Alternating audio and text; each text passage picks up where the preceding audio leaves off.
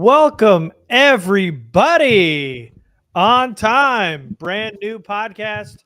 We're here even after all the hours we put in on the live draft show, here the next day to cover all 9 picks. Jamie, Craig, myself, all here. We're going to do all 9. We'll talk traits. We'll talk how we feel. We're going to do grades at the end. So we'll grade this draft class as a whole. So thank you, everybody, for joining us on this Sunday night. And this is a pretty fun draft class. So we're gonna have some fun here. So anything else before we get started, boys? Have you recovered yet? No, still not. Okay. No. I'm just still curious. Drinking just to kind of keep up. Right. No. it gets late early, man. Tomorrow's already Monday. You're gonna have to figure it out. I know.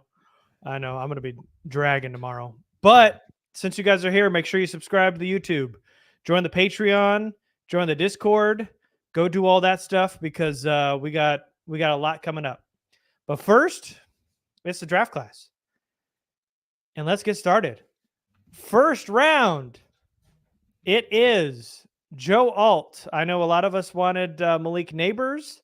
But let's Jamie, one of them. Craig, you want to raise your hand? You were one of them. I know you were too. Both hands. But they land the Notre Dame offensive tackle with the 5th overall pick. So he was the captain at Notre Dame. He's got excellent size and length. He's very explosive off the snap, and there isn't a lot of pass rushers that can beat him with speed. He's got really fast feet in pass pro. He is a natural mover in space and in the run game. Gains ground in a hurry. Every year, his powers seem to kind of jump up every season. It took a pretty significant jump this season, and it'll probably need to take another jump heading into the NFL. He's very smart, being able to easily handle a lot of those stunts and twists that they're throwing at him in college. It seemed like he knew what he was doing and kind of took it on with ease. His dad, for those that don't know, former offensive lineman, played for the Chiefs, former Pro Bowler. He's a Chiefs Hall of Fame member, and he has no problem wearing powder blue. So no problem supporting the dad, even though it's an interdivisional rival.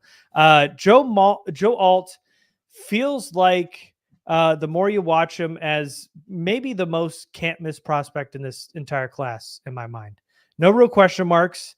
His knocks are kind of minimal. The ceiling is sky high. Any knocks you really do have seem like they could be easily correctable. The evaluation is boring. It's just he's great at everything, consistently wins.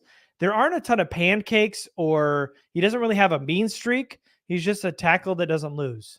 The only real question now is flipping him over to the right side to play right tackle, and the Chargers have already spoke to him. Apparently, they spoke to him when they met with him at his pro day about possibly playing right tackle. He said he was happy to make the change. And there's nothing on tape that would suggest he couldn't play a right tackle in the NFL. So this to me is just an all-pro right tackle in no time for the Chargers. Yeah, I think Alt is obviously a really solid pick. He was the best offensive lineman in the class. I think, well, certainly for me, he was my highest graded offensive lineman. I think he was for you too, right, Garrett? No, I had Fuaga. Okay. And like you said, I mean, he's a phenomenal athlete. He has the size, the length, the girth, all that. He's really good in space. Lots of things to like about him. I think the thing that I questioned, which surprised me a little bit that they picked him, was, you mentioned it, not a lot of pancakes, not a ton of movement in the running game. Not that he's bad in the running game, but watching guys like Fuaga and Latham just torque and rip guys out of their gaps in the running game and blow them off the ball. And then watching Alt, he's a technician. Like you said, not a lot of mean streak. And I wasn't sure how he would fit in their running game with the way they like to run the ball, their gap duo, power running game, downhill, getting out in space and blowing guys off the ball. I just wasn't sure how he would fit. But if they feel like he fits, then I'm inclined to trust them, because he is the best offensive lineman in the class. And, the disappointment over not getting Neighbors initially, I think, kind of wanes once you think about it and you realize, look, we pushed for Harbaugh. We pounded the table for Harbaugh. This is what we wanted. This is them building the team in his image. This is the team that he wants. They want to win at the line of scrimmage, and Alt is going to help them do that. So pretty hard to knock that once you kind of get past the initial emotions of the pick and the initial disappointments of not getting somebody like Neighbors. I think you've got, at worst, a starting right tackle for the next 10 to 12 years. Mm-hmm. A potential all-pro player. And, you know, if something happens with Slater, if they decide to move him, if they can't sign him, if some, you know, whatever happens, he could always move back to the left side and be just as effective. So with that kind of versatility and that kind of skill, it's hard to be upset with it. And if they're going to build a team, they might as well build it the way Harbaugh wants to build it. So, yeah, I think a really, really good pick. Not sexy, not super exciting, not making things easy on Herbert the way we had hoped, but he's certainly going to make things easier on Herbert. So, very solid pick. Of course, it goes without saying, but I'll mention it again. Of course, I wanted Malik Neighbors. That was my top choice. But the truth is, this pick like mostly aligns with the team's philosophy of prioritizing offensive line. I say mostly because we've kind of spoken to it already. Alt isn't necessarily like that upfield mauler, but he is an elite athlete for his size, and he'll finish blocks. So not knocking him there. I think he'll really shine in the counter game where now you'll feel comfortable running like GT counter to either side, with both he and Slater kind of bookending it. And now I'm just a little bit less freaked out about Max Crosby eliminating Herbert off of the face of the earth twice a year. So just looking at the player overall and knowing what he's capable of from an athletic standpoint, moving in space, that's where he really impresses to me. It's just a super safe pick. It's ultimately what Jim Harbaugh was going to do all along. We know that this was the pick no matter what. It was the number one guy on their board. Great, we get it. It's what comes along with the Jim Harbaugh built offense. We said we accept that, and I won't question it. The only thing that I will say about him, and this speaks a little bit to him not necessarily being a mauler, is his strength at point of attack. He's not somebody who's really going to move people around per se, just right off of the ball. Some guys he'll be able to get to, but he's going to have to be really good with leverage consistently because the dude's 6'9". Majority of guys that height aren't uber successful in the league. I think there are only a few. More often than not, people of that height tend to not pan out, but I think Alt's going to be fine. He's got the bloodlines, he's got the technique down, and he's not your typical 6'9" offensive tackle. Like, he's not a waist bender. He does a really good job at anchoring and recovering, and with that type of length, like, he's got decently long arms. I mean, I don't think he's like top of the class where that's sorry, what the hell? All right, don't worry about it. Something I was looking at just went really crazy with my computer. Anyway, he doesn't have like the ideal arm length, but it's decent enough to hold it down. And I like him overall. Again, I don't hate the pick. And how can you complain about a top level offensive lineman to protect your high end, hopefully top 5 quarterback by the end of next year? So I'm sure Herbert appreciates it. We'll talk about weapons later on, but how can you not like having bookended tackles like this and not having to worry about teams just mauling you off of the edges and being able to create pressure from the outside?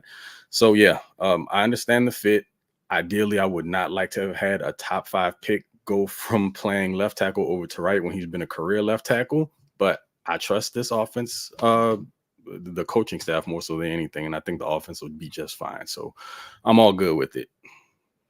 Yeah, we wanted them to invest in the trenches for the longest time. And here we go. So no complaining about this right here. And people were asking about Trey Pipkins, guys. Got to feel like that's the swing tackle now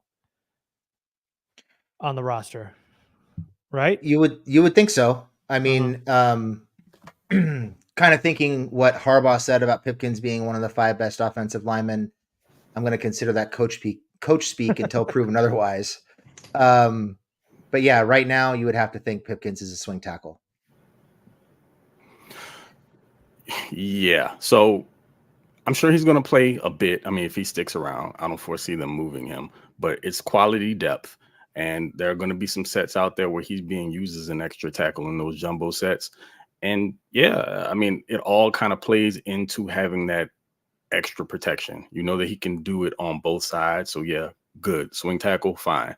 But ultimately, at the end of the day, you can't be mad at depth. It's something we've all asked for, and this plays right into our requests. So again, you ask for things a certain way, and when you get them, you can't necessarily critique or be overly critical about the way that they're done. It's happening. It may just not be happening the way you initially envisioned it.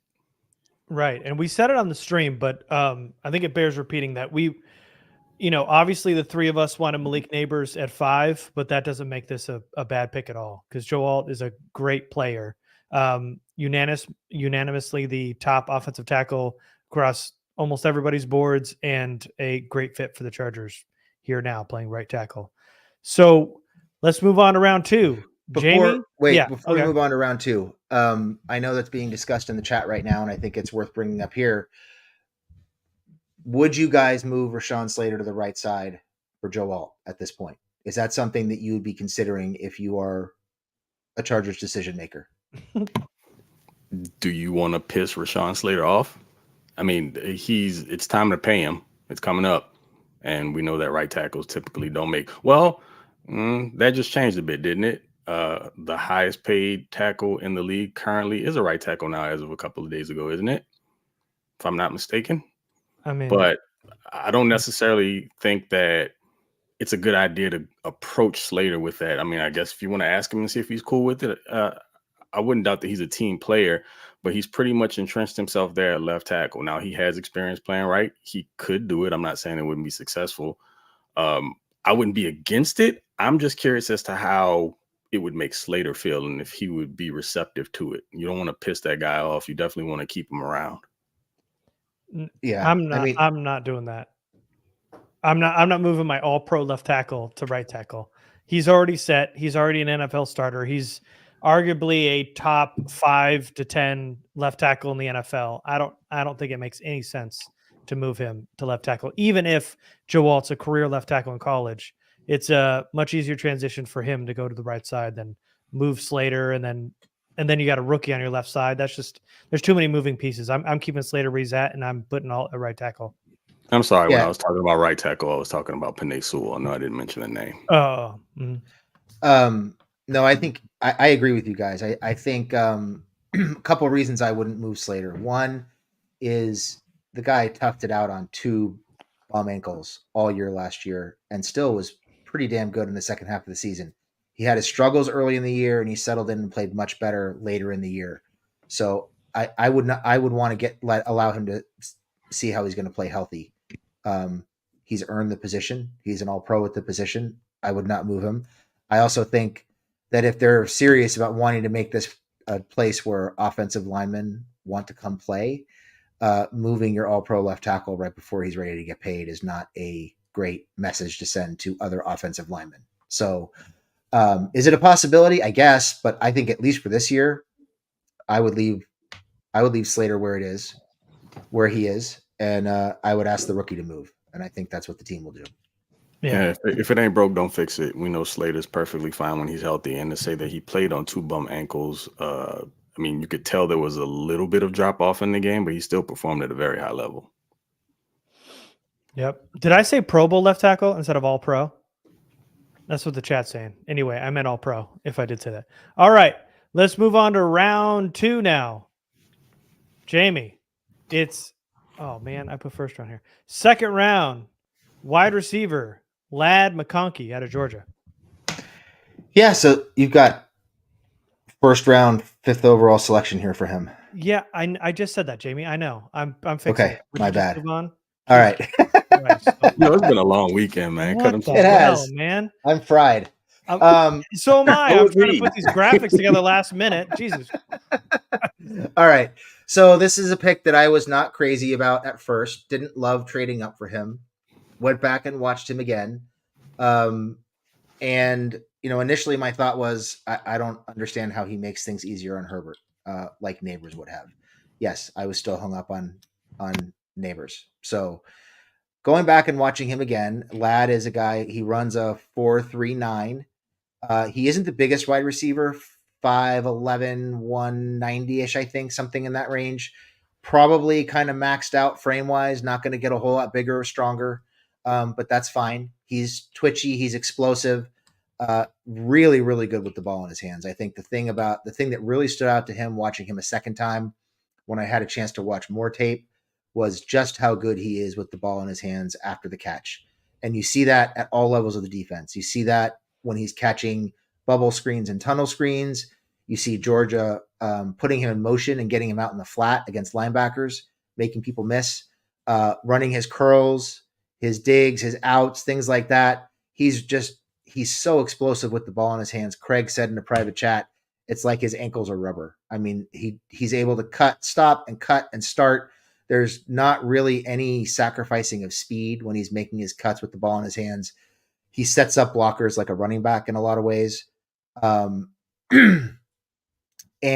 he'll also set up defenders with moves. I don't think he's a guy who's going to just outright win down the field as a deep threat. Is he going to make plays down the field? Yes, he probably will, but it will probably be more of a play action, double move kind of scenario where they're creating matchups for him. The safeties are down in the box and he's able to beat somebody deep one-on-one. And he is a very, very strong route runner. I saw more routes than I think we gave him credit for on the initial feed when I watched him again. Some slants, some digs, posts, double moves, stop and go, out and up. I mentioned the screens.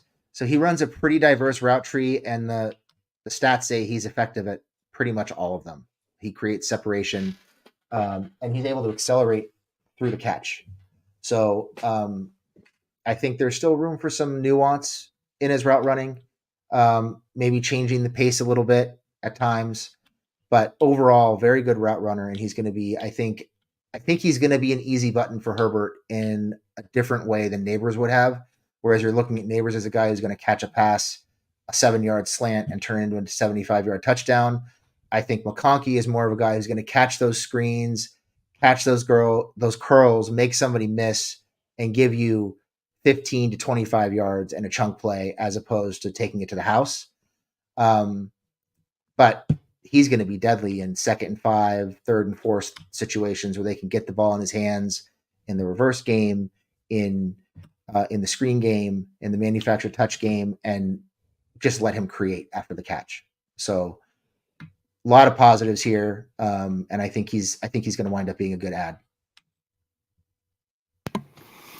Yeah, I mean, we all kind of had a very similar reaction when the pick was made. It was sort of a shock because they traded up to go after him. So they clearly had their eyes on him specifically at that point in time. What initially threw me off about the pick was, I mean, I thought Jim and maybe Joe would lean more towards a player like Roman Wilson, not just because of the familiarity, but in this offense, you're going to be required to block on the perimeter. And even though like they're virtually the same size, Wilson is a significantly more feisty blocker. But like taking a night off and have some time to think it through and watch a little bit more, it made more sense being that McConkey offers more as a creator after the catch with the ball. Like he's a little shiftier and has better change of direction. So I think that kind of, gives him a little bit of an edge over a guy like Wilson. Like Jamie kind of mentioned it already, but one thing that sticks out to me is that he's virtually perfected the ability to get in and out of his breaks in like 3 steps. It's really unnatural, and it comes down to like the loose ankles and being able to make those cuts on a dime. His level of acceleration, like off the line, threatens DBs vertically, so it forces them to transition out of that back pedal almost simultaneously. When they turn to get into phase, he hits the top of his stem and then he's off into his break. So then they're forced to try to recover and then close the space and the separation that he's created. So what they'll probably do, just to backtrack, quick separation is going to be key in this offense. I mean, we're talking about like a power running West Coast offense. So Ladd is probably the top of the class at being able to create that quicker separation. They'll probably manufacture those deep opportunities because, like Jamie mentioned, he's not a pure or what you would consider a natural vertical threat. So they'll manufacture those through play action, and he'll probably get some chunk plays off of posts and corners where he gets to kind of show off that nuance before his breaks at the top of his stem, where he gives like head fakes and quick fall steps before breaking into the opposite direction.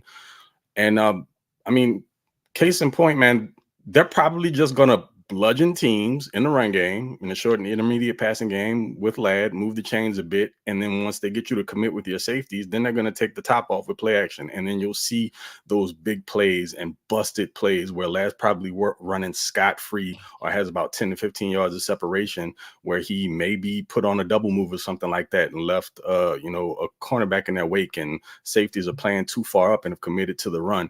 So he's a guy that's going to be able to route you up underneath, and they'll probably rock you to sleep with that. And then they'll take their shots periodically and strategically throughout the game. And I think Ladd is probably the perfect option for that. But until you take those shots, he's a guy that you want to more than likely to keep him clean, put him in bunch sets, motion, let him run some slot and some Z, but let him operate more so towards the numbers. He's not as great in the middle of the field. Like, you can get him on crosses in space and let him pick up yards after that. But a lot of the damage that he does comes from those routes where he's outbreaking and creating separation in that way and turning and getting upfield. So I like the pick a lot more after having some time to sit with it. I am still concerned about the fact that he has like shorter arms and a smaller frame, because that's going to make him a virtual like non-factor in contested catch situations. And the deep ball tracking, I'm still a little concerned about. It was better last year, but it's still not natural. The year prior to that, he had way too many drops in those scenarios. So hopefully he's just continuing to improve upon that skill set. And I mean, yeah, he and Herbert, I could see having a really, really good rapport just because of the type of receiver that he is. And he's not Wes Welker. I mean, he has the ability to run routes like that, but he's more explosive and faster. So we can chill with the white wide receiver thing. It's nothing to kind of, I know people want to put him in that pile, but he's a little bit different. He can do a little bit more, and I think he's going to be more dangerous. Yeah, I think so too. Really good short area quickness. I like Ladd, and I like him at the beginning of his routes and the end of his routes. The burst off the line, explodes to the top of his routes to create separation. He also sets it up with some varying speeds at times. A lot of times it's just as fast as he can all the time. But I saw him switch up some speeds a couple times and then throw in some head fakes too to set up some DBs. With the ball in his hands, he puts his foot in the dirt, picks up big plays, and he was using the run game a lot too, which the Chargers will definitely like to do. He had 4 rushing touchdowns, and he was a big-time player. The more you got to watch Georgia, they wanted to target McConkey late in games when they needed something, and he was very effective. And he was practically a walking touchdown. He averaged a touchdown every 7.3 offensive touches last season. So he's got that explosive element. He is now I know you're talking about how Roman Wilson might be a better blocker, but I still felt like McConkey was a willing enough blocker, even at his smaller frame at that 5'11", 186. I think he gets his nose in there pretty often. And he came into Georgia at 163. He currently weighs 185. That's what we weigh at the combine. So that's still pretty light, but he hasn't lost any of that explosiveness from those years, putting on some muscle, and he could probably stand to put on a little bit more if he wanted to. But former track star, also helped volunteer at St. Jude's Hospital, a local therapeutic center while in Georgia. So a high character kid. I know Harbaugh will love that too. The problems are the lack of length. It's rough. He's got smaller hands, and so it's a real limited catch radius. You got to hit him in the chest, and he'll take it, but it's got to be close. And if you're going to hit him vertically, he's going to have to beat him by a step or two, because there's not going to be a lot of 50-50 balls that you're going to see McConkey fighting for and winning very often. So, other than that, I mean, he is just an athlete with strong hands, a really well-developed route tree, much more impressive on the more games I got to watch. And, I'd love to have the Chargers move McConkey around a lot. Feels like he's probably suited better on the inside, but I really like him in those bunch formations like Craig was talking about. Get him some manufactured touches in the run game, motion him a lot to get him in space. This is a real weapon. So, it feels like year one, he probably won't be the volume wide receiver 1 type, but more the clutch move the chains type when you need it on a third down and you need to cash in late in games or on a money down. So this is This is a nice pick, and a lot of people arguing, the alt McConkey combo versus the Neighbors and the Blake Fisher combo. And I think if you had to take one, you'd take the McConkey alt if you had to go wide receiver, offensive tackle. So a nice little 1-2 punch in the first 2 rounds. Yeah, I just wanted to echo what you guys said about the catch radius. I thought it showed up a lot down the field, and the ball tracking down the field. That showed up quite a bit. You said it, Garrett. If it's inside his frame, he's going to catch it. Pretty much anything outside of his frame, he's not going to catch. So it's got to be really well thrown, on time, in the right place for him to catch it. He's not going to make catches through contact more often than not. But yeah, I think if you put him in bunch formations, stack formations, a lot of condensed formations, put him in motion, I think he can play some Z since he'll be set off the line of scrimmage. It'll give him a little bit of a head start. If you can keep corners' hands off of him and give him a head start in his route, I think he's going to be really effective. I do think he can be a volume guy, just not the down the field type volume guy. I think his volume is going to come from the screens, the slants, a lot of manufactured touches, both in the running game and in the passing game, with the occasional play down the field. Right. This is going to be a PPR monster if you're playing fantasy football. Yeah, and I think if you're looking for a comp, I've seen people saying Addison from last year, which I think is a pretty good comp. Yep. I actually, watching him the second time, I thought there were a lot of similarities between him and Zay Flowers in the way that they win, what they do with the ball in their hands after the catch, things like that. Not saying he's Zay Flowers, but there are some similarities in the things that they do well. Interesting. Sorry, I don't mean to kill the party for some of these folks out here. I'm not calling him Lambo Lad. I'm sorry. Who? It's not Lambo, the nickname. They're trying to make Lambo stick. It's not working for me. Feel free to do it if you want to. I won't be participating. Did you have something else you were going to add, Craig? Other than that, outside of that, I mean, like I said before, it took a little bit for me to kind of digest it, but I understand it, and I'm not sure that this offense is going to have a quote unquote number one wideout. It looks like there's a nice little variety that they're building up here, where they have now 7 guys in the room, so somebody's going to be the odd man out, and I just think it's all going to be game plan based. Lad's going to have games where he gets more targets just based on the sort of defensive scheme that they're going to play. Of course, it's going to be primarily a run offense, but I do think that he just adds an element that without him, you look at what currently exists, even with the later draft picks, and no one has exactly what he does. There might be an element of one of his attributes, but not the full complement. Yeah, I'm seeing a lot of Tyler Lockett comps, but he is not the deep ball tracker that Lockett is. So I'm not quite in that mode. He gave me kind of Jahan Dotson vibes when watching him coming out of college. Faster, quicker move with the ball in his hands, explosive, not really getting a lot of touches in Washington. But yeah, no, McConkey's a good one. And when you really do sit with it, it's the more you do tend to like it, because there's a lot to like. Some explosiveness is what the Chargers have needed for a long time, and they finally got it in the second round. All right, Craig, moving on, third round, and it is linebacker Junior Colson out of Michigan, the 69th overall pick. So I purchased one of the where'd I put it? I don't know where it went, but basically I was going to have a celebration if Malik Neighbors was that first pick, and it didn't work out. So I was going to return something that I bought, confetti popper, and I still almost used it for Colson because this was my favorite linebacker in the class. Now, I didn't have him graded as the number 1. He was my number 2, but he was still my favorite for a few reasons. He's probably the best all-around linebacker, and then you couple that with the fact that he's going to be the perfect fit for this defense. There's a good chance that he's going to wear the green dot as a defensive play caller his rookie year, and that could significantly speed up the learning curve for everyone at the second and third levels of this defense. I mean, he fits the profile and passes like the eye test from a build perspective.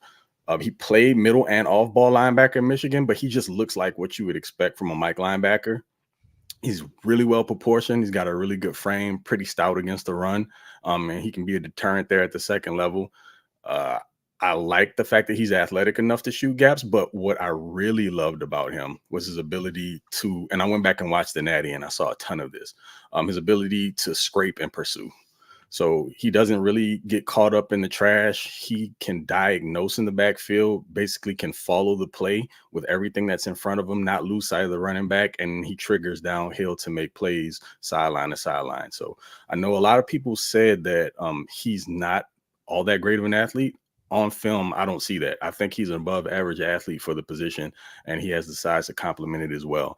And again, I also liked him as a zone defender. He was one of the better coverage linebackers in all of college football last year. So essentially, everything Junior Colson is, Mr. Murray wasn't. So that should be enough in itself just to make you happy. And I'm sure this, like, when the pick was made, did everybody see Jim's reaction? Because I think it might have been the first time he actually got up out of his chair and then worked around the room. He was very, very happy about getting this pulled off, because you can tell the type of advantage is going to give this defense as it transitions over into this new scheme. Jesse Minter was probably just as happy as anyone also. I genuinely feel like this kid has the opportunity to be an impact player here in the next couple of years, because he's not going to play like a rookie or what you would expect from a rookie linebacker when the season kicks off. He has a little bit of an advantage because he understands his defense intimately, so it's going to allow him to play much faster and freer. So again, he almost got my confetti popper. It almost happened, but I held off because I wanted to see what was going to happen later, and then I just kind of forgot about it. So with all that being said, really love the Junior Colson pick. I understand the fit, and don't be shocked if he's a starter day one. Well, yeah, it's an easy transition into Minter's system. I mean, yeah, when you get somebody in a position of need that they needed and get Junior Colson in the third round, it's a big value pick and an easy kind of drag and drop type linebacker in this new defensive system. And I don't know who's saying he's not athletic, because he is an athletic linebacker, especially at his size. It really helps when, they ask him to run with running backs or out of the backfield or carry tight end vertically. And I'm with you, Craig. He does his best work in zone. He does a really good job of reading the quarterback's eyes and breaking on balls. It feels like the instincts are a little bit of work in progress, especially in the run game. It felt like at times you'd have trouble disengaging with linemen, but when he's running downhill, he's absolutely at his best, because he can just use that speed to sidestep linemen and get in the backfield. The tackling for me was more good than bad, but I felt like he launched high on ball carriers a little too often for my liking. But he is a athletic linebacker who's got a lot of kind of above average traits that makes him kind of a high floor type linebacker for the Chargers. Definitely could develop into a starter. I could easily see him being a starter day one. Feels like he could be like a Will or a Sam for the Chargers. It could be a nice compliment for a Will next to Perryman. So Perryman can attack in the run game. Colson could clean up in coverage. But, man, everybody excited about getting him. And then Navarro Bowman, of course, pounding the table for Colson. So everybody excited. And this, we had talked about betting on some traits on linebacker later in day 3. But as we know, Junior Colson was in the top tier of their linebackers, and to have one of their top tier players left in the third round. And I know a lot of general managers are going to say this every time, but we knew going before the draft that this was a tier 1 player.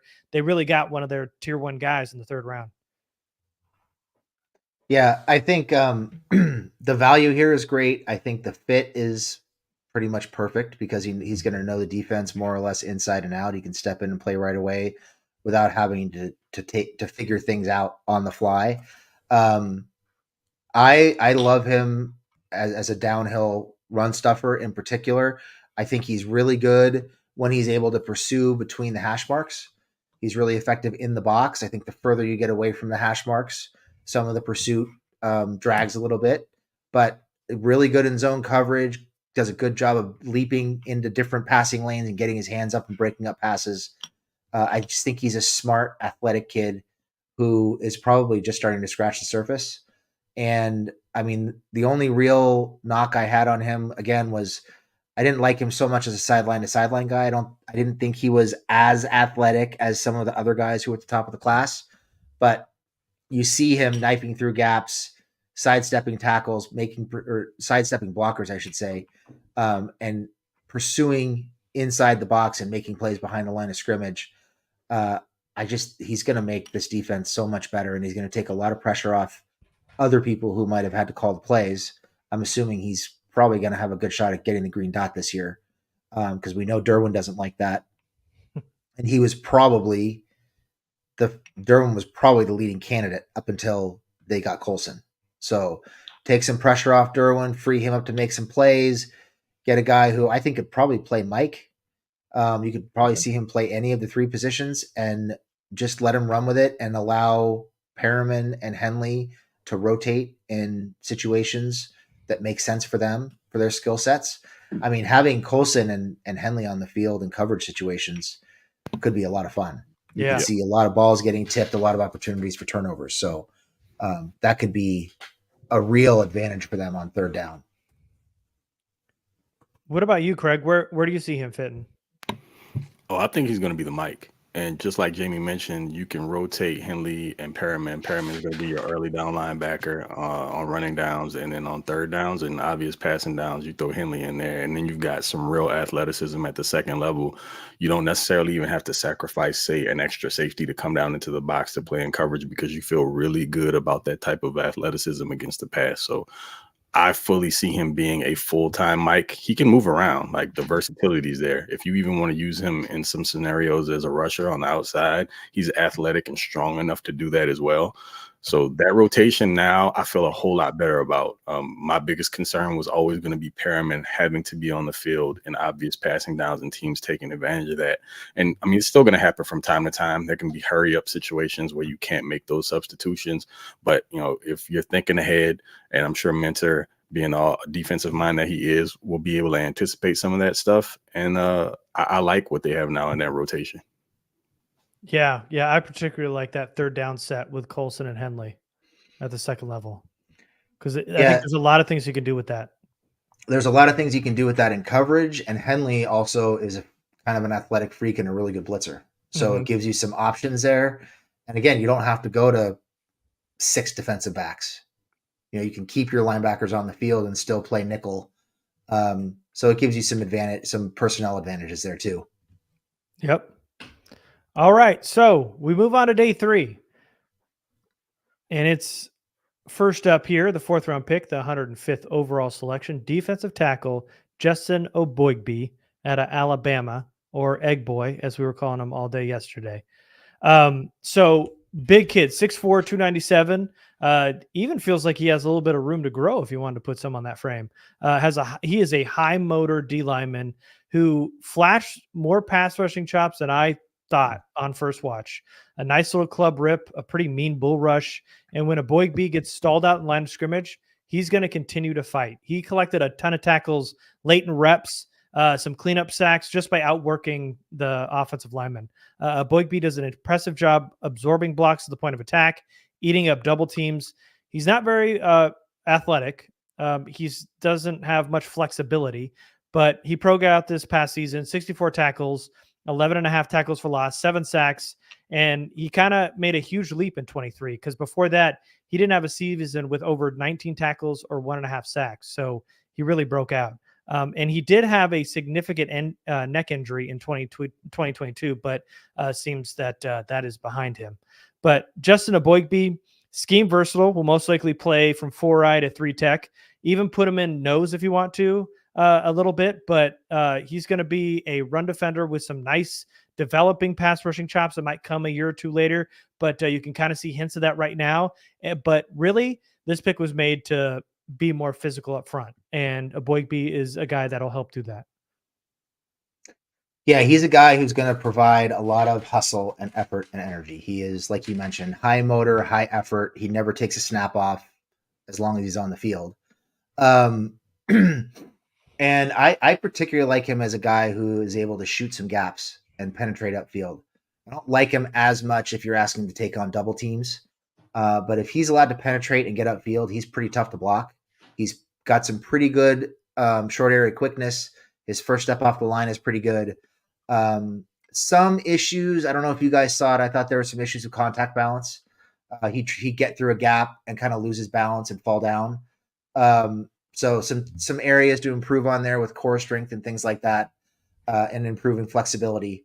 But I think probably more of a a pocket pusher than a pass rusher right out of the gate, but with some pass rushing ability. And I think he's pretty effective on stunts. I think if you can have him stunt with Bosa or Mac, you're going to have some opportunities for him to get to the quarterback through the B or the A gap because he's just pretty quick through those gaps. So you get a guy like this in the 4th round, he's going to be really good against the run.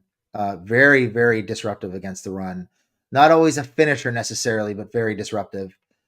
Gets upfield in a hurry and looks to make a play with urgency, which I like.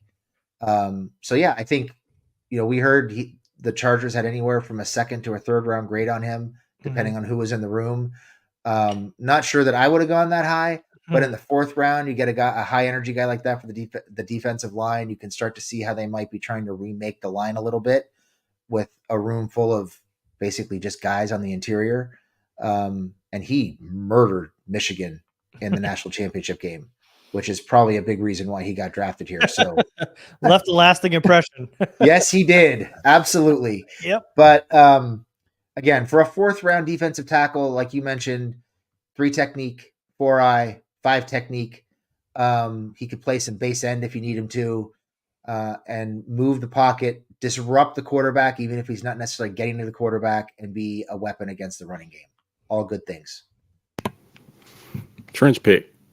So as soon as it happened, I think we were all kind of thrown off because we were looking for something a little different around that time, maybe like a corner. I think we were kind of focusing on in that area.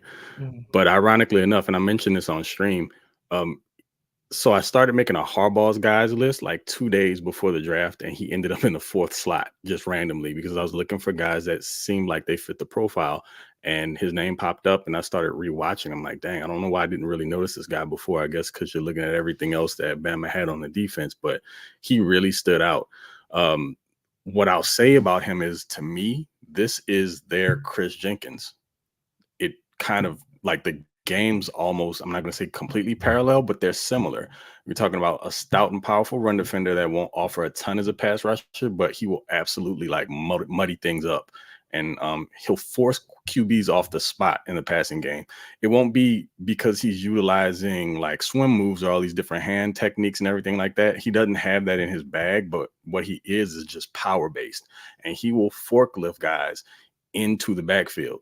And like Jamie mentioned, he may not always finish or get home, but the quarterback's going to have to account for him, and he's going to throw off timing of plays, and he's going to create opportunities for other guys to get to the QB. He played virtually every spot on the line, but to me, he's more of a, like, if you want to play him at 3 tech, cool, that works. But for me, for real, he's more of a 4-eye to 5T guy. And so he's going to be able to be someone that you can move around the line of scrimmage to create issues for offensive guys, whether it be tight ends, if he's playing 5 tech, or on the interior for guards that can't deal with power very well.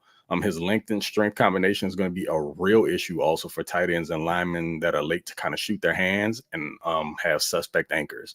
So his game is predicated on power, but the hustle also stands out. I saw him track down at least like 9 or 10 separate plays from behind. One was against Brock Bowers. So I'm talking about a guy running 10 to 15 yards upfield, making a play behind arguably one of the best weapons offensively in the entirety of the draft. And it's just not something you expect from a near 300-pound player. Those dudes just don't really hustle like that, play in and play out. The effort is always going to be there. And me personally, I kept asking for an interior disruptor. Well, Egg Boy, thank you, Garrett. He's going to be that guy, but just in a different way. So not the way that I anticipated it, someone who's going to be able to penetrate on the interior and get after the QB in a hurry. He may not be that, but what he will do is provide the effort and make life really tough on anyone in front of him who isn't technique sound and doesn't have a solid anchor. So again, to me, this is kind of their answer for not having an opportunity when they wanted to draft a Chris Jenkins type player. He has a very similar game in my eyes, so I understand the fit and I like it a bunch. He's actually more productive in terms of plays than Jenkins was. Granted, he's a 5th-year senior, so he's older than most of the kids he's playing against. But in terms of making plays in the backfield and making plays against the run, think he's a little bit more productive than Jenkins was. Jenkins was the athletic freak that I think everybody was projecting to the next level, but I think you actually see the production here, and he's bigger than Jenkins. All right. Next up here, Jamie, it's the cornerback out of Maryland, the 137th overall selection in the 5th round, Tarheeb Still. So still watching him, he's one of these guys who I think you just describe as a football player. He just plays his ass off. He's another guy who he doesn't take a snap off. He's always looking to make a play, always looking to make a tackle. I think he's listed at 6 foot 190-ish, somewhere in that range, if I'm not mistaken. He has the size and the length to play outside. I think he ran a 4.5 40. So the long speed and the recovery speed is something that I think is probably going to make him play in the slot. But what he is urgently looking to make plays on the football. Running plays, screen plays in his area. He is looking to play through blockers and make a play on the football. Ball goes up in his area. He's looking to use his length and his athleticism to make plays on the football. He has very good ball skills. I believe he had 5 interceptions this year, if I'm not mistaken. So he is around the football a lot, and he has the ball skills to not just get his hands on the football, but to turn the ball over. I think he's probably going to be a little bit better used in short zones in the slot. But you've got a guy who has decent size, has some quickness, wants to make plays, hustles, another high effort, high energy guy in the middle rounds who I think can step in and compete for a slot spot right away. Yeah, so it's 5'11", 189, and he ran a 4.52. So, yeah, you're right there. Greg, thoughts on Still? Screams slot, particularly in this style of defense when you need to have a guy who will stick their nose in and defend the run. And that might be the best thing that he does, even more so than coverage. I kind of checked into him a little bit. I didn't get to watch as much of him as I wanted to this weekend after the pick, but from what I did see, he's probably better served as a zone corner as opposed to man. The athleticism is just okay, but it'll be serviceable in a slot position because of the way that he just attacks. Jamie already mentioned it. He's got no fear. He'll come downhill, and doesn't matter if the back's got 30 plus pounds on him, he's going to take him on, and he's probably going to win because his technique as a tackler is very sound. He actually also has some special teams ability. He was a returner, saw a couple big returns. I'm not saying that that's something that he will do, but he has the ability if you need to utilize him there. But he's just an animal when it comes to attacking ball carriers.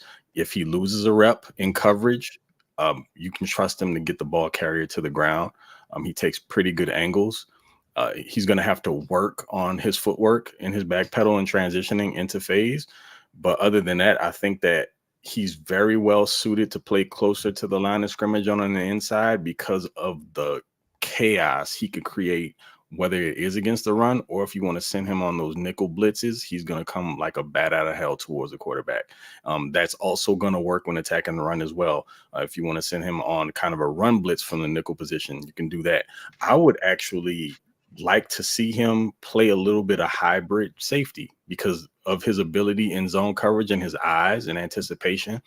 I think he might actually be able to give you a little bit of a split safety play if you need him to, and just move him around as a chess piece on the defense. I wouldn't be surprised if that's what ends up happening, where he'll primarily be a slot, I would imagine. But if they give him some safety snaps, I wouldn't be shocked at it at all. So I see the fit. Again, you have to consider what this defense is going to value first, and that's stopping the run. And you can see that they're making very clear selections of guys who love doing that type of stuff. And there aren't very many cornerbacks that relish getting after ball carriers the way that Still does. So I like the pick, even though at the time he wasn't somebody that I had watched up until that point.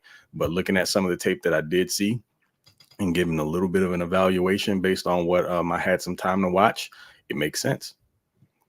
Yeah. Yeah. So he played inside and out for the Terps. Showed some really good ball skills when reading the quarterback. Had 2 pass breakups, 5 interceptions. He was actually a former wideout in high school, broke his school receiving record. So the hands show up. He also ran track and then played some basketball too. in coverage. He is really competitive in close quarters. Like, he will jam you at the line. He will play through you at the catch point. That physicality at times I saw draw some penalties when he'd get a little too physical with the ball in the air. But as a tackler, he is so physical. You see him lunge a little low sometimes, but a lot of times they're tripping up ball carriers. But for the most part, he wants to be physical. And like Craig said, he's got that special teams capability. He was a punt returner in college.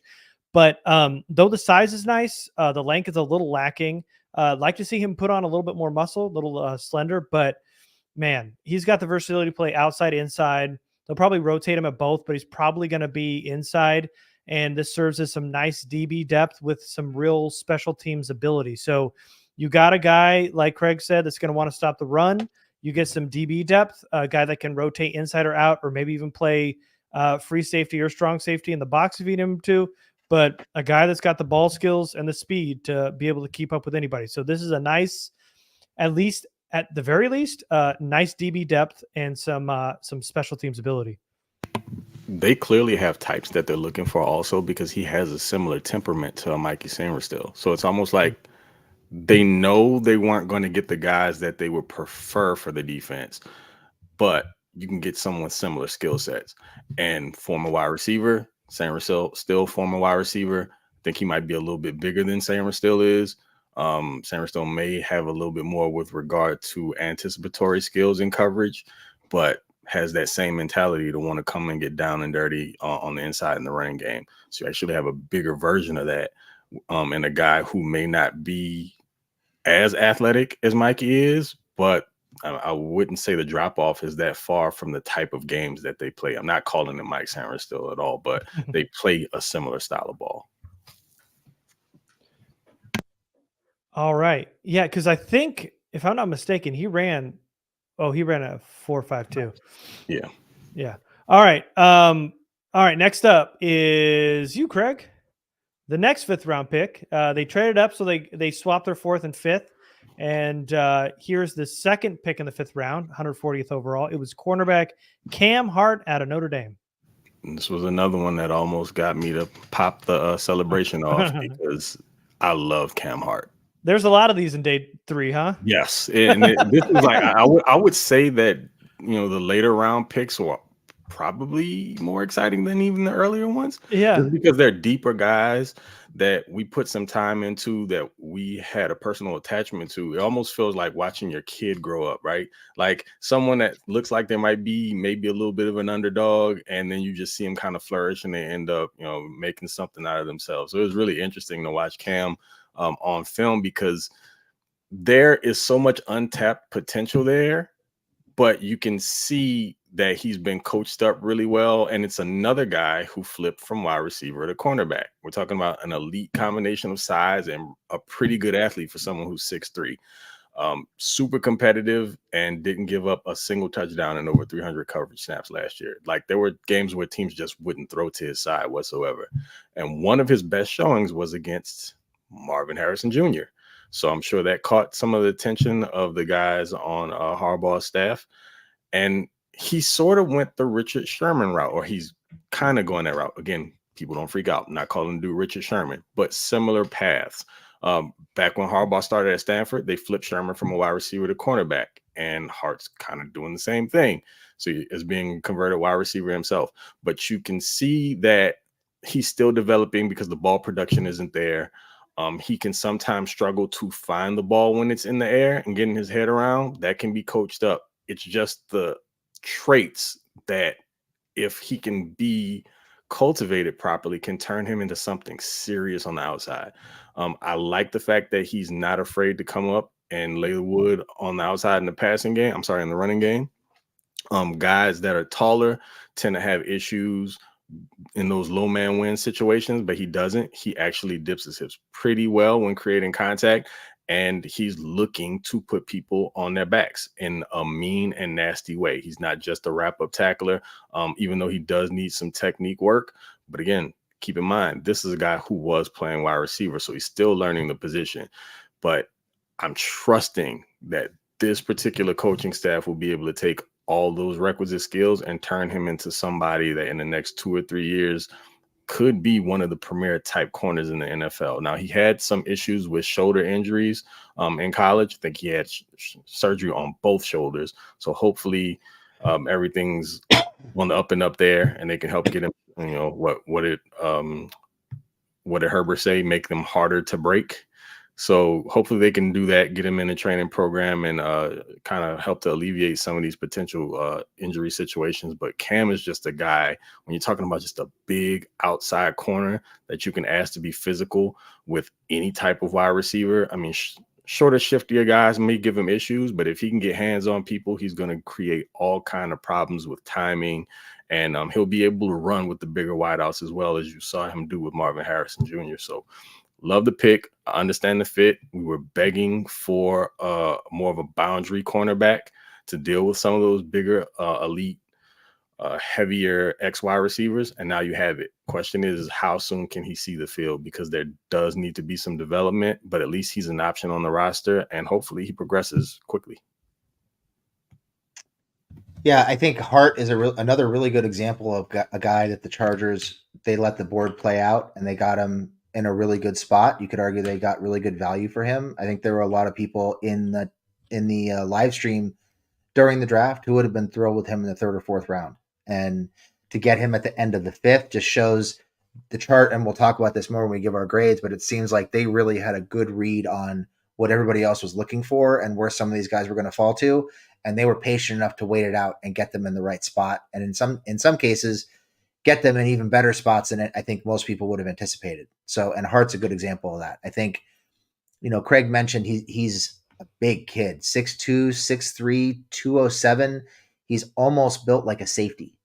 And in some ways he hits like a safety. And one of the things that stood out to me watching him was, I think the feet are really good and the hips are really good. And you watch him, I saw several reps where he'd commit one way with his hips, have to flip his hips another way, and he didn't lose a step, didn't lose any ground. He was still in phase and right where he was supposed to be.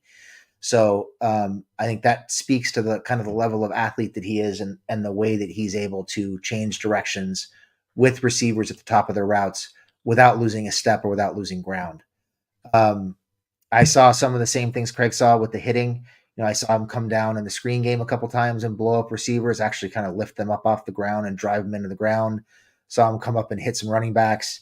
I just think this is a guy, if you're talking about a 5th round pick and your cornerback room is in the shape the Chargers cornerback room is, where it's small and bad and just light on talent in general, this is a guy that you're thrilled to get in the 5th round because he has things you can't teach. He has the size, he has the length, he has the athleticism. Are there some technical issues in terms of coverage and tackling that could be cleaned up? Sure, all these guys have some of those issues, but he's like moldable clay right now, and he's a guy that I think you take a shot at in the 5th round, hoping that you can coach him up and take advantage of some of those traits that you can't teach.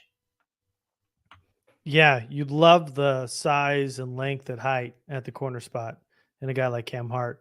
And he does a really good job of using his size and length to his advantage in coverage. At the line of scrimmage, he has a nasty jam on receivers and has the athleticism enough to run with receivers and shows off some nice footwork for his size, like Craig was mentioning a little bit. Showed off some nice short area quickness. Really physical in the run game. You guys mentioned it. Also loves to rip the ball out and try to cause turnovers at the last minute. So he's very opportunistic when he's around that football. And it's going to be a reunion with the safeties coach, Chris O'Leary, who coached at Notre Dame. So that's a nice little fit too. He knows him better than anybody. So to get him in the 5th is nice. And he is an older rookie. He's going to be turning 24 this season and hasn't really showed off a lot of ball skills either. Like there wasn't a lot of interceptions or anything, minimal pass deflections, but this is a former captain at Notre Dame, just like Joe Alt. He's long, physical, will compete probably most likely for a starting spot in camp of one of those boundary corners for the Chargers. But with his tackling ability, I'd also think Hart could probably get some work on special teams in camp as well. You'd love to get that speed and tackling ability downfield.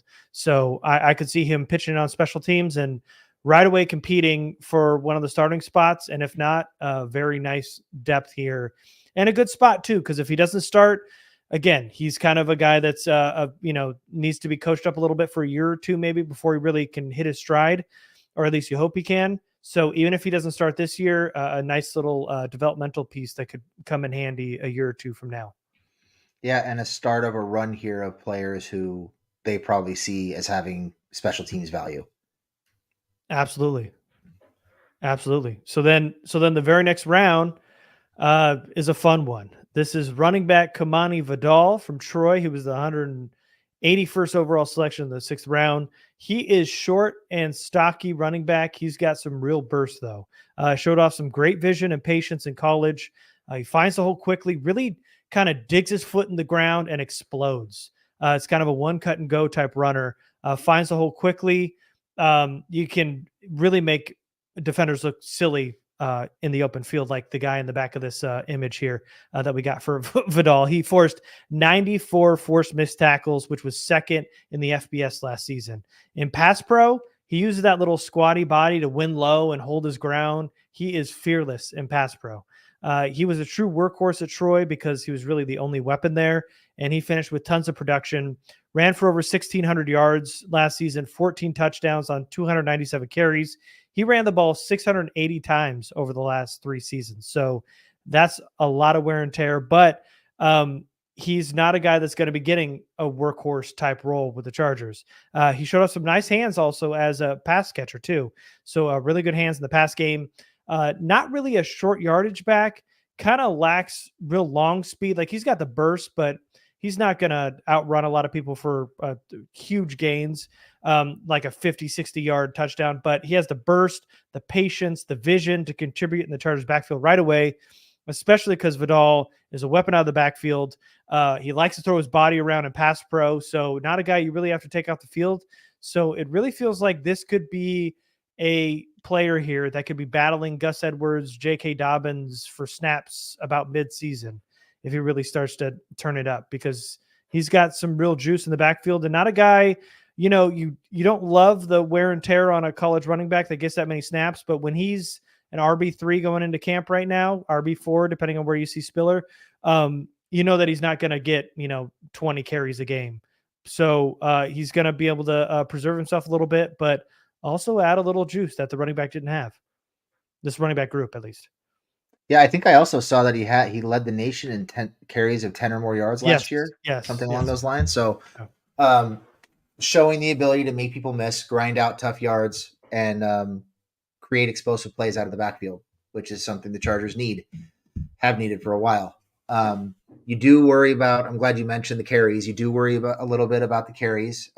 We have to be kind of fair-minded about that because we were critical of Corum getting too many carries in college and thinking that he was washed. And I'm not saying Vidal is washed, but he had almost as many carries as Corum did. So a guy who's probably best suited for a complementary role at first, and we'll see if he grows into something bigger, but built a lot like Corum, has the vision and had the volume that Corum did, kind of like what we talked about with Colson and with Sandra still, kind of like getting plan B later in the draft, as opposed to taking your guy whose value was pumped up from being at Michigan earlier. They get a guy in the 6th with similar measurables, similar stats, that heavy workload, the productivity, all of that, and they get him in the 6th round. So seems like a good pick in the right spot for a guy who can come in and hopefully provide some juice in a limited role. And who knows, maybe grow into a larger role depending on what happens with Dobbins and Edwards this year. So the trend continues. You get players that are similar to the guys from Michigan without forcing the Michigan picks. Mm-hmm. With regard to how he compares to Corum, yep, same thing. High volume carries, but he's got better long speed than Corum does. So it's something that's a little bit of a trade-off, and you don't have to deal with the injuries that Corum's coming off of as well. So, yeah, he had a lot of run in college, but he's going to be a part of a a combination of backs. You're going to have a stable, and he's going to slowly work his way into that rotation, and potentially he's going to be one of the main guys toting the rock, which is awesome because it's a plan long term as well. You've got these two guys ahead of him, and I mean, we still don't know what's going on with Isaiah Spiller. I guess we'll see. But we're talking about a scenario where you got two guys on 1-year contracts, and you have the backup plan already in tow, and he's developing behind them. Meanwhile, he's gaining that experience, but you're not asking him to do a ton. So let's say, for instance, you let, the two guys on the 1-year deals walk after this year. And again, we don't know what's going on with Spiller behind him, but you have Vidal, and potentially you still have a stable of backs that you can roll into the following years to come. So I think I mentioned this also. My best friend is a Troy grad, played ball there, stays close to the school. So I reached out to him in January and I asked him, I'm like, hey, I'm doing, some homework on these backs. Vidal's a name that's come up a bunch. I've watched a little bit of him. I like what I see. What do you think? And then we proceeded to have this conversation about him where he waxed poetic about the kid. And he's like, look, I mean, I'm not just saying this because I'm a Troy guy. This guy can go. And he's just progressively gotten better every year. Pass protection for guys in college at running back is almost always an issue. He's the best pass protecting running back in the class. And that's saying a ton, because what that allows you to do is if you have the skill toting the pill already, but you can also not be a liability in pass pro. He's not a liability. It's one of his strong suits. It'll help you find your way to the field sooner.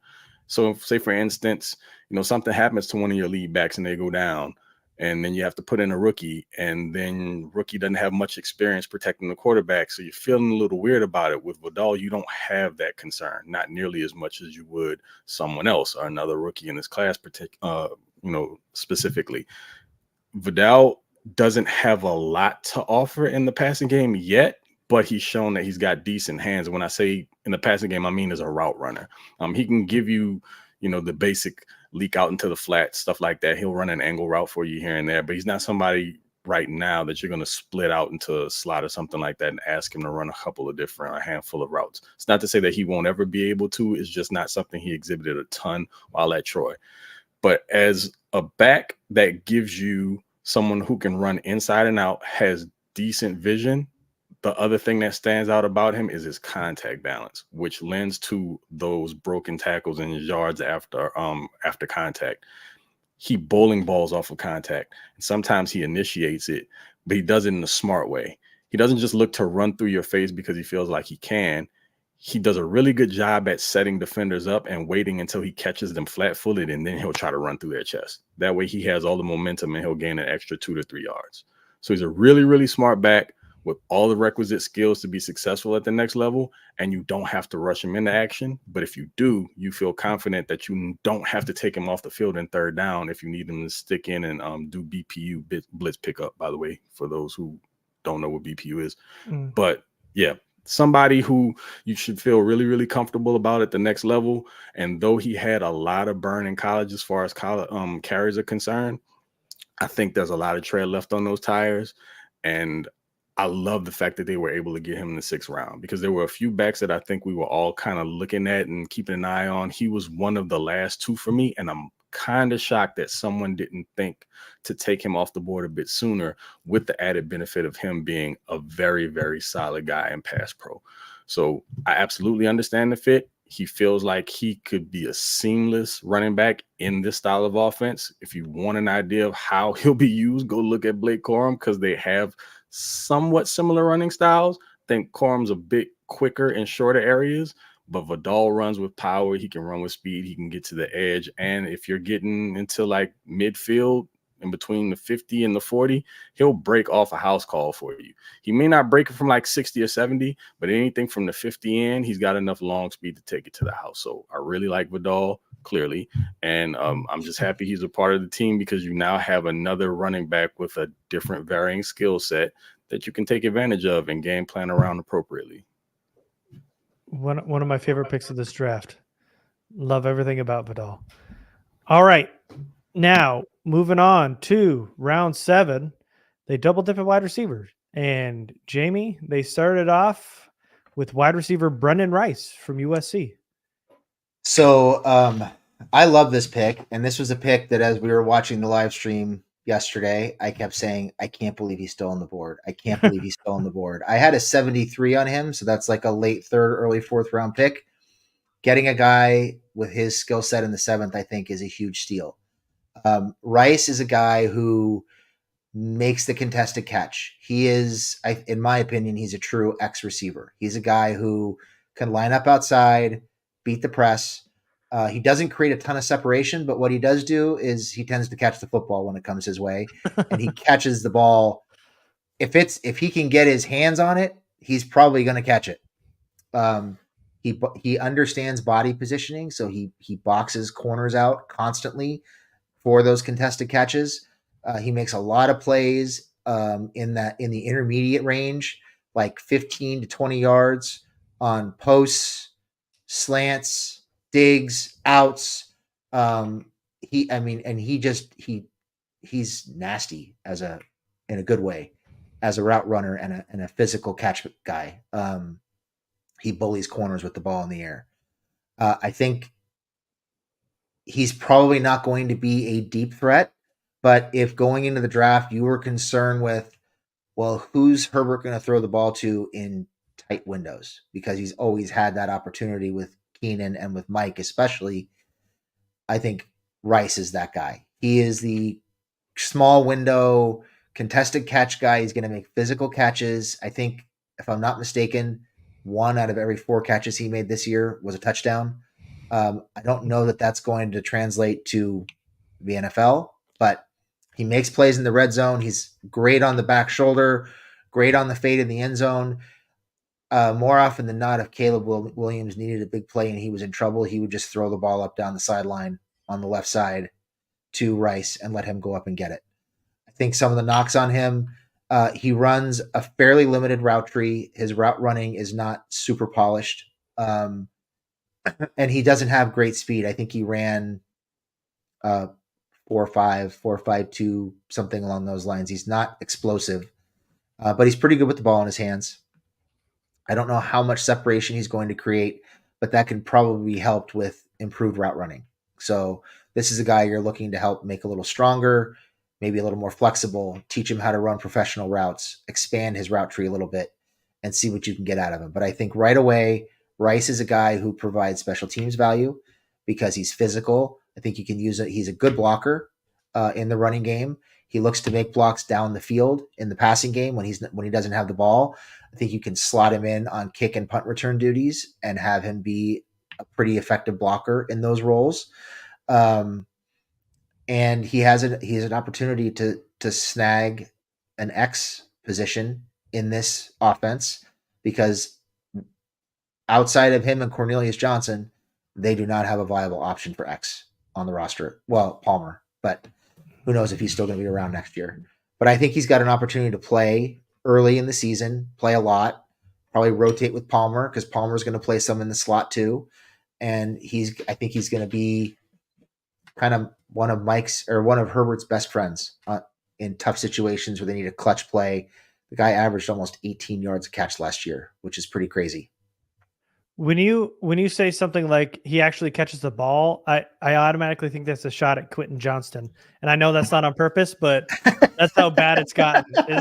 We'd never. Would I do something like that? He actually catches the ball. and he ran a 4.51. So yeah, not okay. Any kind of burner speed, but yeah, just above a 5.4 or a 4.5. But he's a long strider. He really shows good hands at the catch point, ability to climb the ladder at the 50-50 balls. He has really strong hands to snatch it out of the ball of the air. And then he's got really good body control to come down with the football. He also was used as a red zone weapon at USC. So a spot where they wanted to utilize that big frame and those strong hands. He fights off the line of scrimmage, does a nice job working back to the football. He also uses that frame to box out defenders pretty often as well. Isn't going to offer a lot in terms of yak ability, but he does run pretty tough to get those extra yards. So he will run through arm tackles. He's a tough guy to tackle, but he doesn't have the explosiveness to break off any really long runs. This is obviously a theme that we'll talk about with another wide receiver here. Just like the corners, they want run stuffers or corners that are willing to stop the run. Now wide receivers that almost cherish being able to go out and make big blocks. And Brenden Rice is one of the next two wide receivers that they did that with. Really strong run blocker, really nice added element. And like Jamie said, it's not just that line of scrimmage, it's downfield.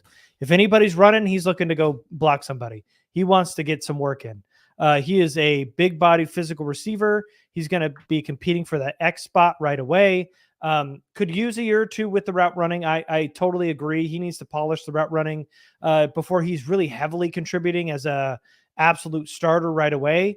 But he could be a nice little possession receiver for the Chargers, red zone weapon, be able to bail Herbert out from time to time in some downfield situations, and some really solid depth at one of their weakest positions with some special teams upside too. If you're a DB that hates contact, he's going to be a nightmare to deal with because he's a rough ride on the outside. You're talking about someone who plays with just the mean streak that you wouldn't expect a wide receiver, even in the way he runs routes, super aggressive. It's almost to his detriment at times because he runs some routes so hard that he'll take a few false steps before getting into his break because he's just hauling it, through his stem. And it's taking a little while for him to chop his feet and get out. He doesn't create a ton of separation, but what he does do is the little bit of space he gets, he makes the most out of, because if he can get in position, you're not going to beat him to the ball. He'll utilize his body to screen you off. Like Garrett mentioned, if he gets hands on the ball, like Jamie said, it's probably going to come in. He'll bring it into his frame, and even if he doesn't break a tackle to create additional yards, he'll still be really difficult to get down to the turf. You're going to have to fight. It's going to be a long day for you. Now, I didn't see which events he participated in, but he was a track guy. And what I noticed is that if I had to bet, he probably ran either the 2 or the 400, because he's not fast in his first 10 to 15, but he has really good build-up speed. There were instances where I saw him run like a post or a go, and you start to see him pulling away from defenders once he gets to about 25 to 30 yards down the field. And I'm talking about the separation just increases steadily with every step he takes. So the strides are long, but he's faster the longer he has to run down the field, which means to me the long speed is there. He's just not super explosive in, say, 10 to 15 yards. But the further down the field you go, the more of a deep threat you kind of have. So he has that element to his game, and the fact that he will go up and get the ball will benefit him overall. And I think Herbert's going to take advantage of that. Not having an X is no longer a problem because he can absolutely be that for you. If you jam him off the line of scrimmage, cool. He's still going to fight through it. And at some point, he's going to get around you. Like, it may throw the timing off, but you're not going to stalemate him at the line of scrimmage. He's too strong for that. He uses his hands and his arm length very, very well. And as a blocker, again, all effort. Even if it isn't perfect, you're not just going to be able, from a backside position, be able to get to the other side of the field to make a play. He's going to do his best to stalk block you and wall you off from it. In the running game, if he can bury you, he will, and he'll probably tell you about it after he does it. He just has a really mean attitude as a wide receiver that you don't see very much from that type of athlete. I think Steve Smith was really high on him, and I think one of the reasons why he liked him is because he likes that attitude about him, because Steve Smith was very similar in that way. Another thing that stands out about him is his ability on broken plays to find open windows. He did that a bunch. You could see plays break down and he'd break off of his route, and cornerbacks would lose him because he never stops. That's also one of the things that's beneficial to his game, is the amount of stamina that he has. He gets stronger as the game goes on. So you can just see DBs get tired of having to deal with that level of physicality, and he just starts winning because he's tougher than you are. So this is one of those guys that's game is going to translate really well to the NFL, because it's a physical game, clearly, but there just aren't very many guys willing to do what he does for 4 quarters, and that fits perfectly into a Jim Harbaugh scheme.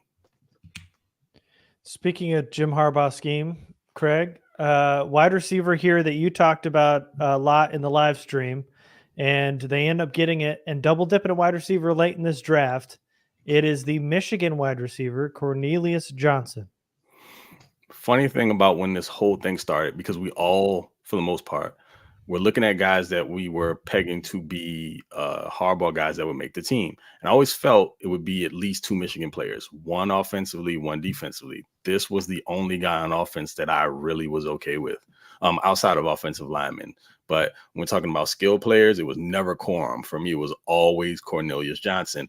And watching him at Michigan, I always felt like, man, that dude's just going to be better at the next level. Somebody's going to get their hands on him because of all of that raw talent and ability, and they're going to mold him into something. He's going to be more than just a complimentary type wide receiver. He can be a full-time X. And what Rice doesn't have in explosiveness, Johnson absolutely does. Off of the line of scrimmage, another bigger body guy that can beat the press.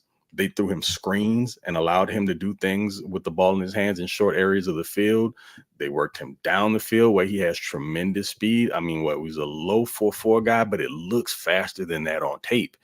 And there just weren't a ton of opportunities for him. Now, he had some issues with drops, but it's not something to the point to where it's super alarming to me. I think he got a little bit better as things went along last year. But, I mean, let's be honest. You want to make the most of your opportunities, but at Michigan, you weren't getting a ton of them, and I'm not giving them any excuses. You got to catch the ball when it comes to you.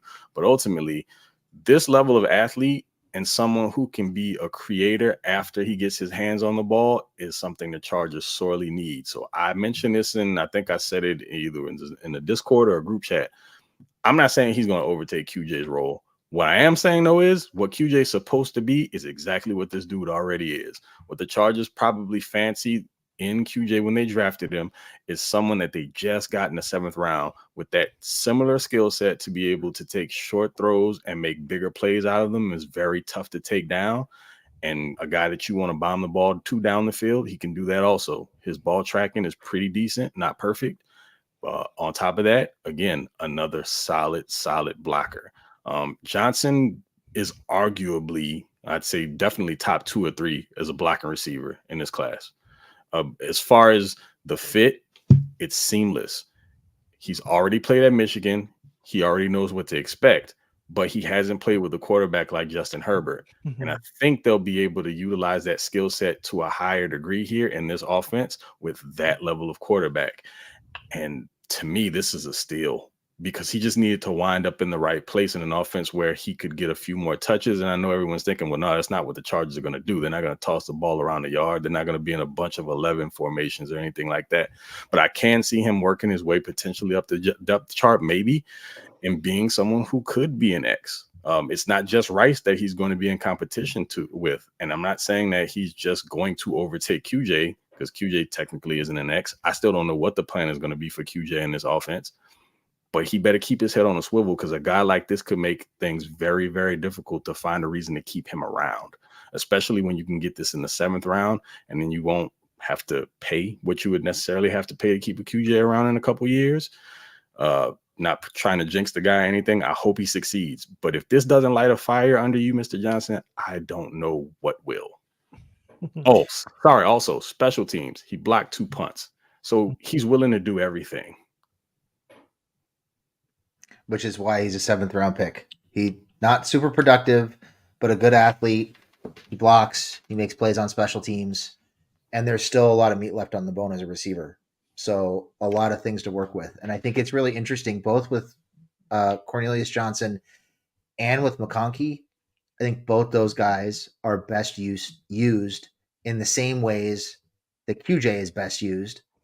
And McConkey in particular is better at everything than QJ right now. And I think you'd make an argument that there are some things that Johnson's better at than QJ. So a lot of competition coming in, which is a good thing. Some things that stood out to me with Johnson on the positive side. You can see the speed on tape for sure. I think it shows up a lot of times when he's coming across the field on slants and deep overs and things like that, where he's catching the ball and just pulling away from defenders in open space. I think there's some yak potential there for sure. You like the frame. He's what, 6'3", 6'4", 215, something like that. He's a pretty big kid. And just raw. So you get a guy who hopefully doesn't have a whole lot of bad habits, who has the physical traits that you're looking for, and you put him in a competition and put him in situations where he can succeed early and build him up. And I think you can get a lot out of him. So um, I like the pick. I think he's a kid who's got an opportunity to develop mainly because of his blocking and his special teams value. What just happened? You're here. We hear you. My screen just turned off.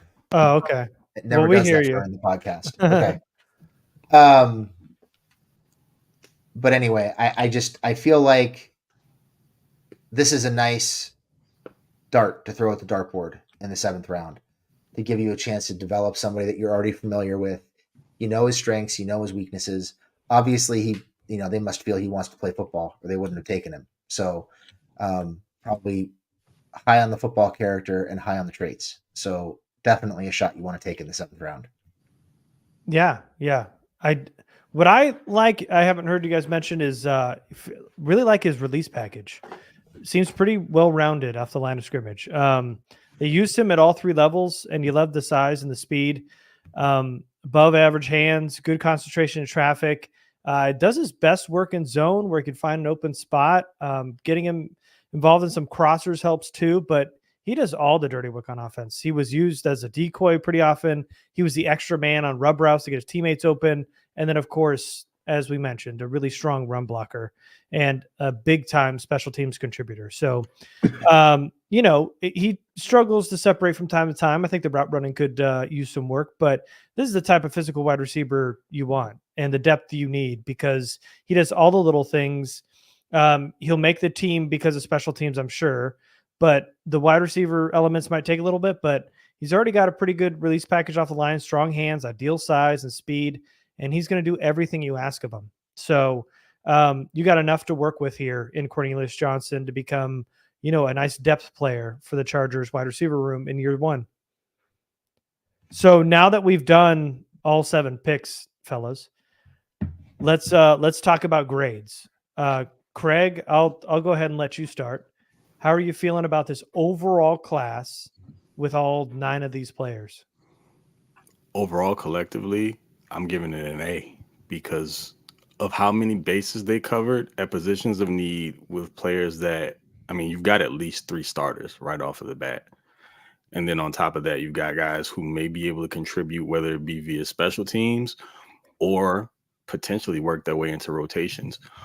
I don't think you can overlook that Eboigbe pick because it looms kind of large over the whole of this draft for me. Every day that goes by, I like it more just because of understanding the fit there and what it can mean to a team that struggled with run defense.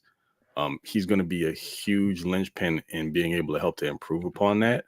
And it's just probably those 2, whether it's Eboigbe or Junior Colson. Those might actually be battling for my 2 favorite picks. I'm going to still side with Colson there, but I'm loving the Eboigbe pick every day. Definite A, just because, like I said before, they couldn't fix everything, but man, did they do a really good job at attacking a lot of areas of need with players that will be able to participate. And you've got some really good competition coming up in some key spots, even in those areas where they sign guys. Cornerback is not just going to be a given from day one. There are going to be some battles going on there in the running back room. When we're talking about wide receiver, that was a question going into the draft. Now they're like, 7 guys? Somebody's going to be the odd man out. Who's that going to be? And you're creating competition with guys with pretty good and some very, very good skill sets. So it's not just anybody in there battling. They're dudes who are going to be able to make a difference if they get on the field. So it should make for a really awesome summer to watch how these guys compete and who stands out. Jamie? Yeah, I think from a personnel standpoint, I'd give it an A-. I think from a draft management standpoint and the way they understood and anticipated and managed the board, it pushes it up to an A. I really like the fact that they didn't go for broke on a bunch of Michigan players like a lot of people thought they would. They didn't trade up for Corum. There were reports during the week that they were going to be super aggressive trying to get Corum. They didn't do that, but they found a guy who is similar to him in terms of skill set and running style 3 rounds later than where they would have had to take him. They didn't oversell for Jenkins. They didn't have to trade up for a Sanders, and they got guys who are similar to them later. And it seems like everybody they got was either in a spot that made sense for them, or they got a ton of value out of them later in the draft. So no panic, no overreacting to the draft board. They started a couple of runs. They started the linebacker run in the 3rd round. They got the best offensive tackle in the class instead of waiting for a maybe at right tackle in the 3rd or 4th round. They addressed some big needs at wide receiver. Would have liked to get a tight end, but it wasn't a great tight end class, and maybe they can bring in a veteran later. Or, with this scheme, they seem to find ways to get tight ends open on the regular, regardless of how good they are. So maybe they'll find ways to get Disley and Hurst open in this offense moving forward. But overall, I love the way they managed the draft. I think they got a draft full of guys who have a chance to compete, if not contribute on some level right away. Colson and Eboigbe are going to make the defense a lot better against the run. I like the corners. So yeah, A for me. Yeah. So, we've talked about improving the trenches as a big deal to us, building inside out. So they get Joe Alt. Most of us feel could easily be an all-pro in no time. They get a Eboigbe to shore up the defensive line. They get a starter in Junior Colson. They add some gas to the running back room in Kimani Vidal, which could be, fighting for starters minutes by the end of the season. I would not be surprised if he's getting the bulk of the carries at some point if an injury happens to either of those guys. You get a starter. Basically, everybody is starter and or depth here. You get Lad McConkey, who's going to be a starter, but then you've got Brenden Rice and Cornelius Johnson, who could very well be starters at some point and or fighting for depth. You've got Tarheeb still and Cam Hart, who may be starters and or fighting for depth. So, it felt like there was a lot of great picks. It felt like when Eboigbe happened, it felt like, who is this? It's a reach. We hadn't watched him. And there were some other like big name interior defensive linemen still on the board. And then when Tarheeb still went, it was like, but there's still some corners still available. And they end up grabbing one a couple picks later in Cam Hart. So even those, it was still positions they needed to address. And, we kind of talked about it on the stream, but Chargers started the party and the runs on players early. Telesco was always catching on the late wave of everything. So they grabbed Alt, and then you saw 7 or 8 offensive linemen go in the first round. And then they realized, like, hey, we can wait a wide receiver because there's going to be somebody there. They end up getting McConkey, who they wanted. And then there's a wide receiver run. And then they go, let's not reach on linebacker yet. We'll get one in the 3rd. Linebacker falls. And then here they are with no corner. And then they were able to double dip a little bit later. And it just felt like they were able to read the board so well that they knew that there was going to be a guy coming up in their next pick after they made their selection. So the way in which they had a feel for this whole draft, the process was amazing. I don't know how they did it, but they did it. In terms of like what they didn't address, tight end, like Jamie said, you thought they might go tight end, but you got Hurst, they've got Disley, you got Parham and Stone Smart there. Maybe there's a veteran in the works, but still it feels enough that they can get away with not having a true like top end tight end one. And then the other one was interior defensive line that they didn't address. But you mean interior offensive line? Interior offensive line, excuse me. Thank you. But right before the draft, Harbaugh had talked about how they saw Jordan McFadden as, an interior guy that could play center. So if you're looking at, Hymas and McFadden as guys that could play center, and McFadden could be interior offensive line that could be fighting for starting jobs in camp, then maybe it makes sense passing on an interior offensive lineman when you really needed to get depth at corner and you double dip there, and you really needed to help at wide receiver and you triple dip there. Those moves made sense. Reaching for an offensive lineman late in those 7s just would have been dart throws. These Brenden Rice, Cornelius Johnsons really felt like guys that could fight for starters minutes and or special teams value late. So I'm a big fan of it. I know, there might be names that we might have liked in other spots better, but as a process, I don't know how you give this anything other than an A. Yeah, I agree. I think, like we said, it wasn't a great tight end class. And in this offense, maybe you don't need a super dynamic tight end. They've got guys who can block. That we've seen Hunter Hurst have a solid season as a receiver. Maybe they feel like they can elevate Stone Smart into becoming a playmaker. Who knows? From an offensive line standpoint, if Harbaugh is saying we see Jordan McFadden as a potential starter on the interior offensive line, for me, that holds a lot more water than Staley or McCoy or Lynn saying, yeah, we think Jordan McFadden can start on the offensive line. So I think we've got to kind of wait and see. They brought in Bradley Bozeman. I think they've got 5 or 6 guys there who are going to compete for 3 spots. And they brought in the UDFA Bucky Williams too. So they have some options there.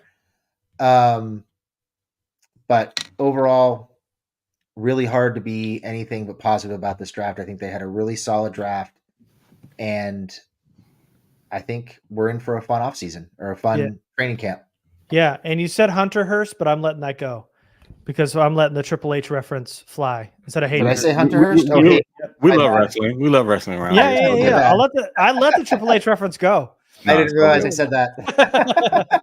One thing we did learn, and that I will not take for granted going forward, is whatever they say, they mean, and they back it up. So there's no more trying to deep dive or trying to parse words or maybe read too far into anything that's being said. So if they're saying McFadden has potential to play center, then I expect McFadden to start taking some center reps and potentially be an option there. What they say they do. And that's been the case so far. I see that. I don't see that changing moving forward. So lesson learned on my part. I know we all wanted that wide receiver in the first round, but all they did was hammer away for weeks and months about the importance of offensive line. So we can't ignore that moving forward. Or we shouldn't, should I say. Yeah. No, we shouldn't. They mean what they say, and they say what they mean. So, which is actually a breath of fresh air, I got to say. Mm-hmm. All right, guys. We're scarred. We're used to having to try to decipher things and start conspiracy theories and all that other good stuff. No more of that. But the bad man is gone, Craig, so we don't have to worry about him no more. All right. Okay, guys. Well, thanks for joining us for this live draft recap. It was a quick turnaround, and I'm real happy with all of you joining us. Thank you so much. Make sure you're subscribed. Make sure you join the Patreon and the Discord, and follow us on Twitter and all that other stuff. And we will see you next time. Thanks, everybody. Salute.